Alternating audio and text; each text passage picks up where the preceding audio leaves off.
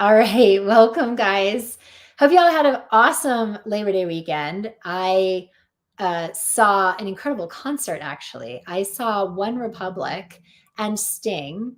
They were together on the top of a bill here for this big festival. And man, One Republic does an incredible show. I massively recommend you go see them live if you know who they are. They're incredible. All right.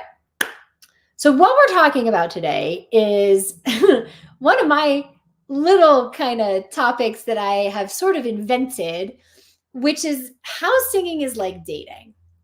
And the reason that this is important is because this is probably the idea that shifts energy and technique the most, more than anything else, in a short period of time when a singer uses it and understands it.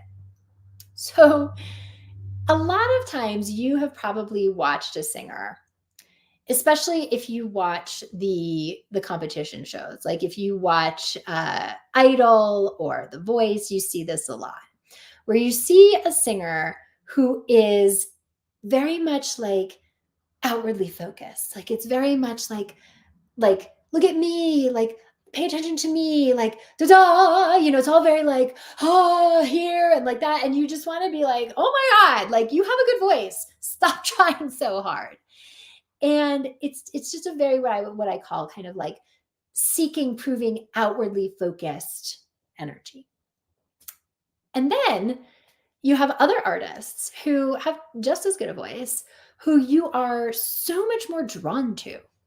And when we're talking about being able to succeed with your voice at a level that brings you elite opportunities, that brings you well paying gigs, so you can do this as a career full time at a high level, so that you are not always the bridesmaid, never the bride. You guys know what I'm talking about, right? Where you go to auditions and you get in the callbacks, but you don't get the gig, or you make records and only get like 10,000 plays instead of like 10 million plays, right? So, this is one of the key ideas to be able to massively expand the impact that you make in performance. And it also has a huge effect on your body's ability to efficiently use your technique. And so, this is the idea of how singing is like dating. So when you think about, for those of you who are single, or if you're not single, if you remember back to when you were single, and if you were like being chased by the opposite sex or same sex or whoever you're interested in, right? And the person's chasing you and they're like, always texting you and like won't leave you alone. It's like, come on, like let's do this and let's do that. And you're just like, oh my God, like stop, because they're just constantly chasing you.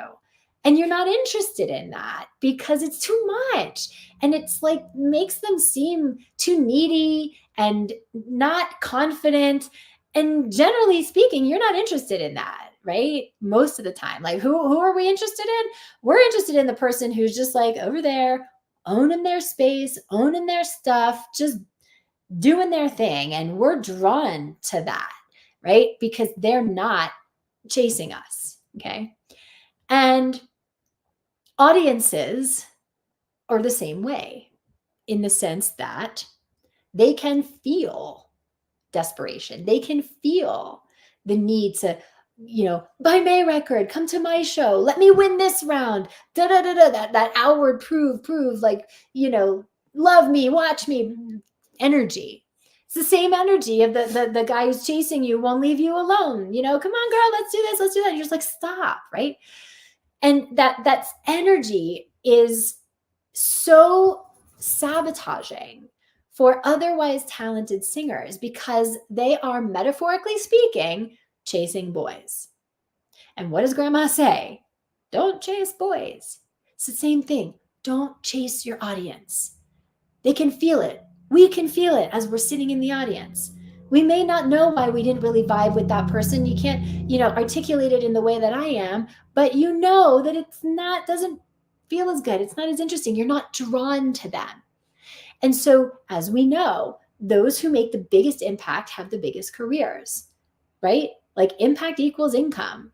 The lesser the impact, the lesser the opportunities, the lesser the income, the less career there is as a singer. So the idea of don't chase boys or don't chase girls, whatever you're interested in, is the same thing with how you activate and use your energy when you are singing, for not just the impact, right? Because as we were saying, like, audiences don't like that, right? But also the effect that it has on your actual technique. And the effect that it has on your actual technique is, excuse me, it causes us to push. It causes us to explode the sound. And then there's too much air, too much kablamo. We blow out the sound. It's not as resonant as we want. We lose our air before we want. And now we have a ton of tension and strain because other parts of the body, namely your neck, your jaw, your tongue, your ribs, start to tense up, to contract, to try to mitigate this massive flood of air that's coming through that inherently your mind knows is not good for the sound you want. So all these things start to grab to try to control the sound and control the air in the absence of what really should be supporting you and controlling your air, which is your lower breath support. So if we are chasing boys, all of that outwardly focused energy, it sabotages the way we actually know we should be using our body to create the most efficient sound. So I'm curious if, you guys, what I would suggest is this week, as you're practicing, just even your vocalises, like if you're doing whatever you're doing, mi, me, ma, that's like, for me, very owning my space, not chasing boys, right? I'm just bringing the boys to you, bring the audience to you, bring the sound to you.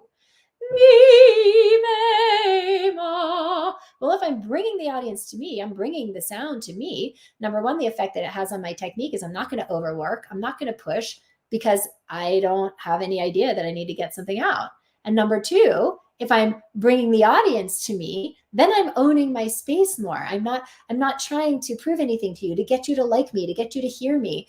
But it allows you to be much more engaged. Me, me, ma. Instead of me, me, ma. Listen to me, look at me, watch me, right?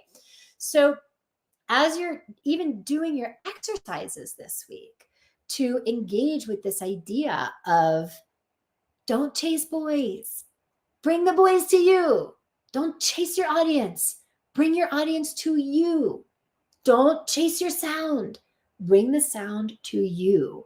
And as you start to engage with that, start to notice the effect that it has on your body, start to notice the effect that it has. To me, it's like so much more, from a performance perspective, relaxing to think that I don't have to go chasing anything.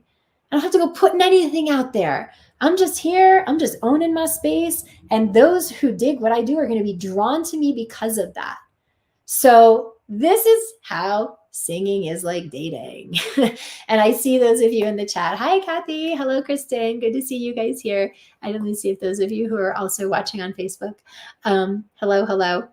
This is the idea of don't chase your audience. Singing is like dating. If you want to be held in that energy of owning what you have, then you will be able to bring people to you to join you in your awesomeness, instead of needing to go to prove it all and all the ways that gets in the way of the sound and the impact and the energy.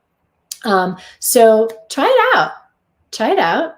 Let me know, come back in the chat and let me know what happened as you started to do your exercises with the idea of bring the sound to me, bring the boys to me, bring the audience to me, and see what happens as you do it and report back.